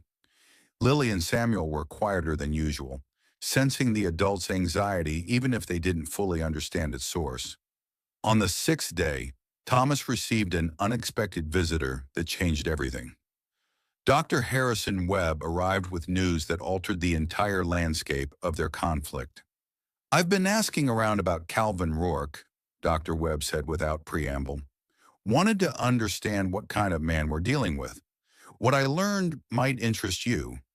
Thomas poured coffee and settled in to listen, hoping for information that might give them an advantage in the coming confrontation. "Calvin's been married twice since Catherine," Dr. Webb continued, "both times to women with property or money. Both marriages ended badly. One wife died under suspicious circumstances, the other disappeared entirely. Word is, he's looking for a third wife now, someone with connections to a mining operation near Denver." The implications were staggering. If Calvin had married other women without properly divorcing Catherine, then those marriages were invalid. More importantly, if he was currently courting another woman while claiming to be married to Catherine, his legal position was far more complex than he had suggested. "There's more, Doctor," Webb continued. "I talked to a federal marshal who's been tracking Calvin in connection with some questionable land deals. Turns out he's wanted for questioning in at least 3 territories. Nothing proven yet, but enough suspicion that a smart lawyer could make his life very complicated." Thomas felt hope stirring for the first time since Calvin's appearance. "Are you saying we might have leverage against him?" "I'm saying Calvin Rourke might not be in as strong a position as he wants you to believe," Dr. Webb replied. "And I know a lawyer in Cheyenne who specializes in family law and has experience dealing with men like Calvin." The next morning, instead of waiting for Calvin to return for his payment, Thomas rode to town and sent telegrams to the lawyer Dr. Webb had recommended and to the federal marshal who was investigating Calvin's activities. By afternoon, he had responses to both messages that fundamentally changed their strategic position. The lawyer confirmed that Calvin's subsequent marriages would invalidate any claim he might have to still being married to Catherine. The federal marshal requested that Calvin be detained for questioning if he appeared in their territory again.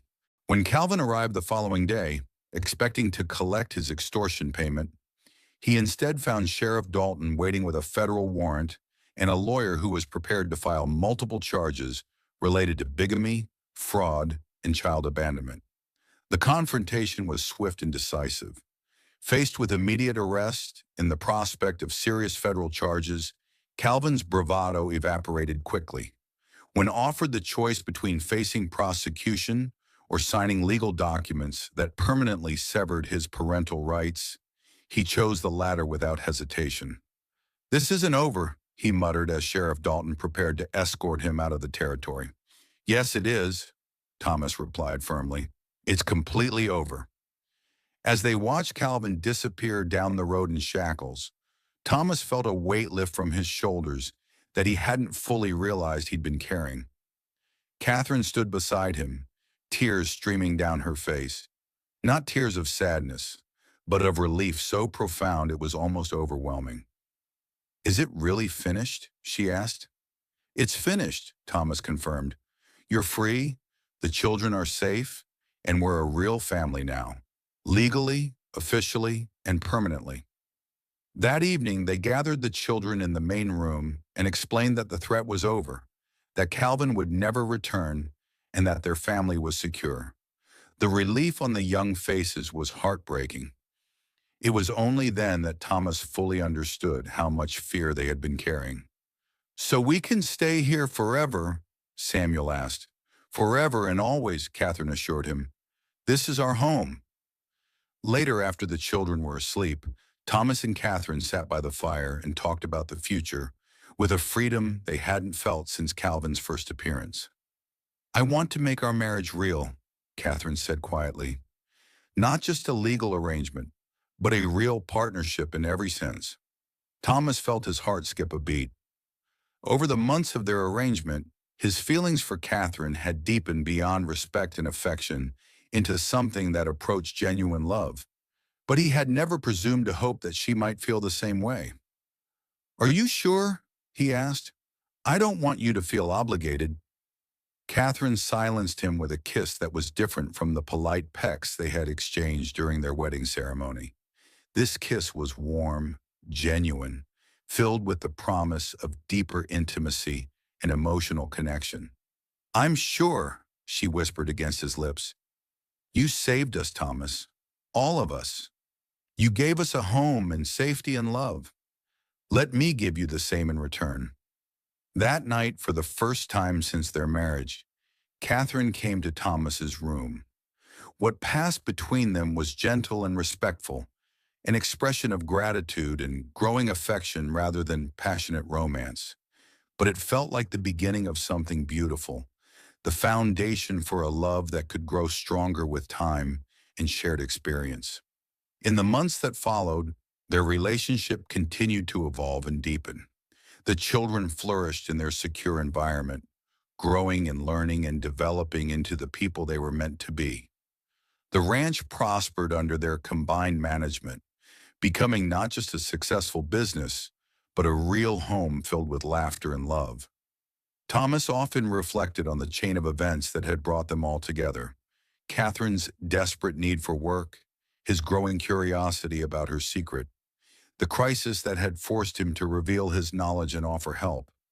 What had begun as a simple employment arrangement had evolved into something far more precious, a family bound together by choice, commitment, and genuine care for each other's well-being. Years later, when their own children had joined James, Clara, Lily, and Samuel around the dinner table, Catherine would sometimes look at Thomas across their crowded, noisy household and mouth the words, "Thank you." And Thomas would smile and shake his head because he knew that the gratitude should flow in the opposite direction. She had given him far more than he had ever given her. She had transformed his solitary existence into a life filled with purpose, love, and the profound satisfaction that came from being truly needed by people who mattered. It was Catherine who had taught him that the strongest families were not necessarily those bound by blood, but those created by the conscious choice to love unconditionally, to protect fiercely, and to build something lasting together despite whatever storms the world might bring. And as their children grew and eventually started families of their own, they carried forward the lessons they had learned in the Mitchell household. That home was not a place, but a feeling. That family was not an accident of birth, but a decision made fresh each day. And that love was not something that happened to you, but something you chose to create through your actions and your commitment to others. The lonely rancher who had once hired a desperate woman to clean his barn had discovered something he never knew he was seeking. And the broken woman who had been reduced to accepting charity work had found the strength to build a life that exceeded her wildest dreams.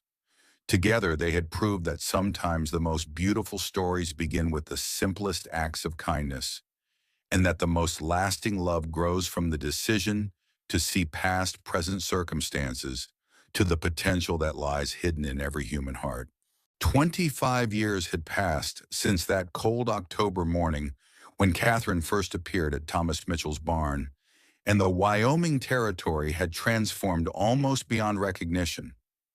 The Transcontinental Railroad had brought new settlers, new opportunities, and new challenges to their region. Towns that had been nothing more than trading posts when Catherine arrived were now thriving communities with schools, churches, and businesses that served a growing population. But perhaps nowhere was the transformation more evident than at the Mitchell Ranch, which had evolved from a solitary man's modest operation into something resembling a small town in its own right. The original house had been expanded multiple times, growing organically as their family increased and their prosperity allowed for improvements that had once seemed like impossible dreams. Thomas Mitchell, now in his early 60s, stood on the wide front porch of their home, watching the controlled chaos of a typical Sunday afternoon. Children of various ages ran through the yard, their laughter echoing off the surrounding buildings and carrying across the pastures where cattle grazed contentedly. The sound never failed to make him smile, remembering the profound silence that had once characterized his existence. Catherine appeared beside him, carrying their youngest grandchild, a 2-year-old girl named Hope, who had inherited her grandmother's dark eyes and her grandfather's stubborn determination. At 57, Catherine retained the grace and strength that had first attracted Thomas's admiration, though her hair was now silver and her face carried the gentle lines that spoke of decades spent smiling and caring for others. "Penny for your thoughts," she said, settling into the rocking chair that had become her favorite spot for watching the family activities that filled their days. "Just thinking about how much has changed," Thomas replied, taking his own seat beside her. "Sometimes I can barely remember what life was like before you and the children arrived." Catherine chuckled softly. "Quieter, I imagine." "Much quieter." "Quieter," Thomas agreed, "but not better. Never better." Their conversation was interrupted by the arrival of James, now 37, and every inch the successful rancher Thomas had always hoped he would become. He had married a school teacher named Elizabeth 5 years earlier, and they had 3 children who were currently engaged in an elaborate game that seemed to involve equal parts imagination and chaos. "Pa," James said, using the title that had evolved naturally over the years, "I wanted to talk to you about the expansion plans for the North Pasture." Thomas felt a familiar surge of pride as he listened to James discuss livestock management, water rights, and feed calculations with the expertise of someone who had truly mastered his profession. The boy who had once helped with simple chores had become a partner in every sense, someone whose judgment Thomas trusted completely. Clara appeared next, now 35, and the proud owner of the most successful seamstress and tailoring business in the county. She had never married, claiming that she was too busy building her enterprise to settle down, though Thomas suspected that her standards were simply too high to be satisfied by the available suitors. She carried herself with the confidence of a woman who had built her own success and answered to no one but herself. "Mama," Clara said, settling on the porch steps with the casual familiarity of someone who considered this house her permanent home, regardless of her independent living arrangements. "Mrs. Patterson wants to know if you're still planning to teach that preserving class next week." Catherine nodded. "Of course. We've got more fruit this year than we know what to do with, and it seems foolish to let it go to waste when there are so many young wives who could benefit from learning proper preservation techniques." Thomas smiled at this exchange, remembering how Catherine had gradually become the unofficial teacher for various domestic skills that new settlers needed to learn. Her classes in cooking, sewing, gardening, and food preservation had become legendary throughout the region, drawing students from dozens of miles away. Lily emerged from the house carrying a medical bag that had become as much a part of her identity as her gentle nature. Now 33, she had trained as a midwife and informal physician, serving the scattered ranches and settlements that couldn't afford a full-time doctor. Her natural gift with animals had translated into an equally remarkable ability to heal people, making her one of the most respected women in the territory. "I need to check on Mrs. Davidson," she announced. "Her baby is due any day, and she's been having some concerns." "Take the good wagon," Thomas suggested, "and don't try to make the trip back tonight if the weather turns." Samuel, now 29 and the most adventurous of their children, had recently returned from a 2-year expedition that had taken him as far as California and Mexico. He had inherited his mother's curiosity about the world beyond their immediate surroundings, but always returned to the ranch with stories and experiences that enriched their family's understanding of the broader world. "Uncle Sam," several voices called as Samuel appeared around the corner of the barn, leading a horse that was clearly destined for one of his nephews or nieces. His easy grin and patient manner with children had made him the favorite uncle, the one who could be counted on for adventure and mischief in equal measure. As Thomas watched his family gather for their traditional Sunday dinner, he marveled at how completely each of them had found their own path while remaining connected to the foundation they had built together. James had become the rancher, Clara the entrepreneur, Lily the healer, and Samuel the explorer. But more than their individual successes, Thomas treasured the fact that they remained genuinely devoted to each other and to the extended family that continued to grow with each passing year. The dinner conversation that evening ranged across topics that would have seemed impossible to imagine during those first desperate months when they were simply focused on survival. James discussed his plans to introduce new breeding stock that would improve their cattle's resistance to harsh weather. Clara described the latest fashions she was creating for clients as far away as Denver and Salt Lake City. Lily shared news from her rounds, carefully maintaining patient confidentiality while keeping the family informed about the health and welfare of their neighbors. Samuel entertained them all with stories from his recent travels, describing landscapes and cultures that seemed exotic to those who had never ventured beyond their immediate region. But Thomas noticed that even as Samuel talked about distant places and exciting opportunities, his eyes constantly returned to the faces around their table, as if measuring everything he had seen against the warmth and security of home. "You know," Samuel said as Catherine served apple pie made from fruit grown in their own orchard, "I've seen some beautiful country in my travels. Mountains that touch the sky, oceans that stretch beyond the horizon, cities with buildings taller than our barn. But I've never found anywhere that felt as right as this place." "That's because this is where you belong," Catherine said simply. "All of you. No matter how far you travel or what you accomplish out in the world, you'll always have a place here." After dinner, as the younger generation helped with cleanup and the children were settled for the night, Thomas and Catherine took their customary evening walk around the property. It was a tradition that had evolved over the years, a time for them to review the day's events and make plans for tomorrow while enjoying the peaceful beauty of the land they had worked so hard to improve. "Do you ever regret it?" Thomas asked as they paused beside the creek where he had first watered his horses alone, all those years ago. "Giving up whatever other life you might have had for this one?"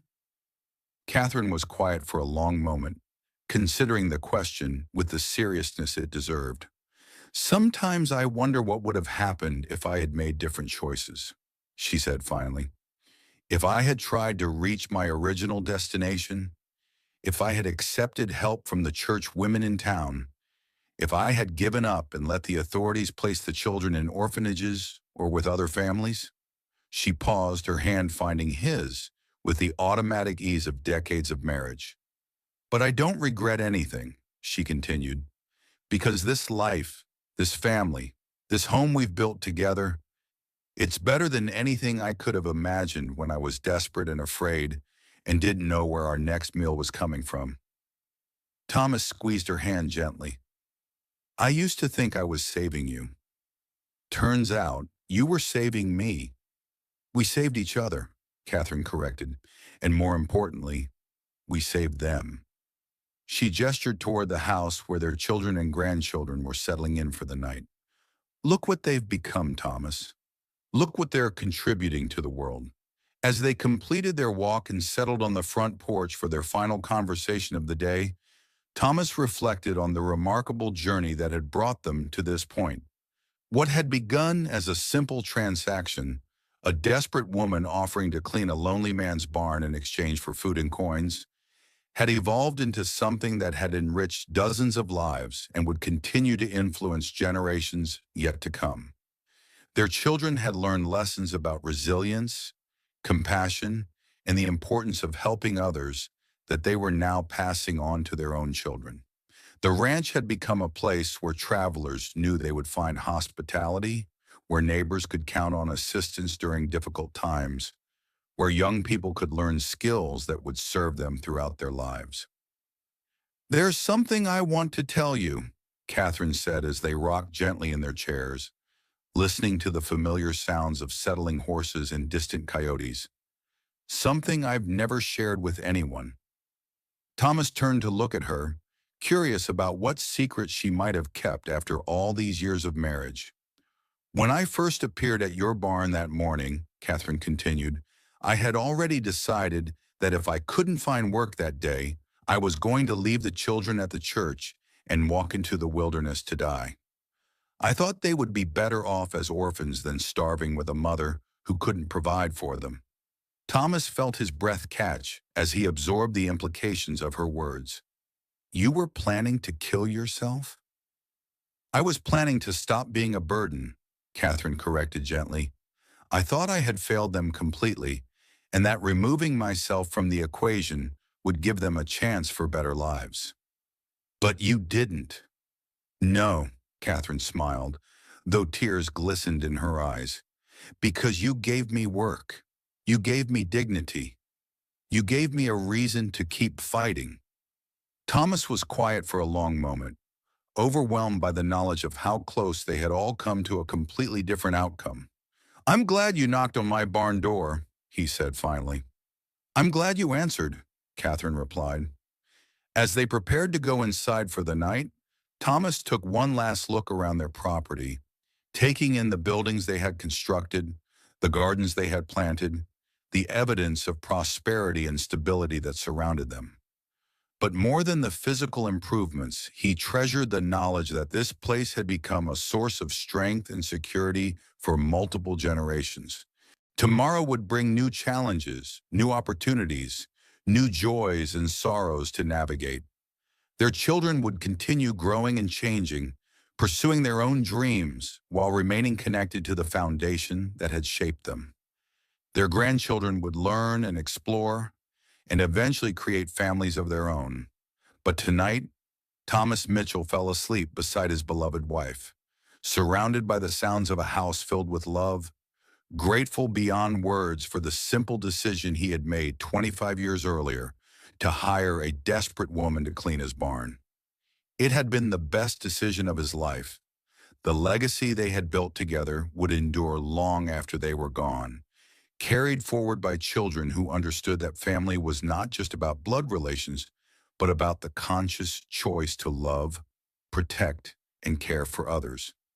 It would live on in the ranch that had become a symbol of hospitality and generosity, in the business practices that prioritized integrity over profit, in the countless small acts of kindness that their children would perform throughout their own lives. And somewhere in the future, when other desperate people found themselves in need of shelter and assistance, the lessons learned in the Mitchell household would inspire a new generation to open their doors, offer their help, and prove once again that the most powerful force in the world was the simple decision to care about the welfare of others. The lonely rancher and the desperate widow had created something that would last forever. A family built on love, sustained by generosity, and dedicated to the proposition that every person deserved a chance to build a better life. It was a legacy that would echo through the generations, proof that sometimes the most extraordinary stories begin with the most ordinary acts of human kindness. And so beneath the endless skies of the Wyoming Territory, another tale settles into the rich soil of legend. Thomas Mitchell and Catherine's story reminds us that sometimes the most powerful transformations begin with the smallest gestures: a job offered, a kindness extended, a door opened to someone who needed shelter from the storm. Their journey from employer and worker to husband and wife, from two broken souls to the foundation of a thriving family, proves that love isn't always born from passion and romance. Sometimes the deepest love grows from mutual respect, shared hardship, and the daily choice to build something beautiful together. What started as a desperate woman asking for work became a legacy that touched hundreds of lives across generations. Catherine's children learned that family isn't determined by blood alone, but by the willingness to stand together when the world grows cold. Thomas discovered that the greatest wealth isn't measured in land or livestock, but in the laughter of children who know they're safe, the trust of a partner who believes in your goodness, and the satisfaction of building something that will outlast your own time on earth. Their story echoes across the frontier, carried on the wind like seeds that take root wherever they land. In every act of unexpected kindness, in every door open to a stranger in need, in every choice to see potential where others see only problems, the spirit of the Mitchell Ranch lives on. The barn that brought them together may have weathered into dust, but what they built there, a home based on love, sustained by generosity and strengthened by the unshakable belief that every person deserves a chance at happiness, remains as solid as the mountains that watched over their courtship. What did you think of Thomas and Catherine's extraordinary journey from desperation to hope, from strangers to family? Have you ever experienced an act of kindness that completely changed your life's direction? Or perhaps you've been the one to offer help that transforms someone else's story? Share your thoughts in the comments below.